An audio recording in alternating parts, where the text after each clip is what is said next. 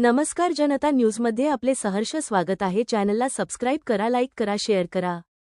22 मे 2026 रोजी दुपारी चौथा एचपी पंप खंडाळा ता वैजापूर येथे हिंदवी जनक्रांती सेनेचे संस्थापक अध्यक्ष अजय पाटील साळुंके यांच्या नेतृत्वात हजारो शेतकरी रस्त्यावर 2 तास रस्ता रोको आंदोलन कारण की शेतकरी वर्गाला कॅन्डिड डिझेल देण्यात यावे यासाठी व शेती मशागतीसाठी तात्काळ डिझेल उपलब्ध करण्यात यावे इत्यादी आंदोलक आक्रमक झाले। वैजापूर येथील पोलीस कर्मचारी यांनी आंदोलकांशी चर्चा करून कॅन्डिड डिझेल देण्यास पंप मालक यांना सांगितले व शेतकरी वर्गाचा डिझेलचा मार्ग मोकळा झाला। आंदोलक अजय पाटील साळुंके, संतोष गोरे, भरत निकम, आकाश गोरे, बाळासाहेब जानराव यांच्यासह शेतकऱ्यांना ताब्यात घेतले।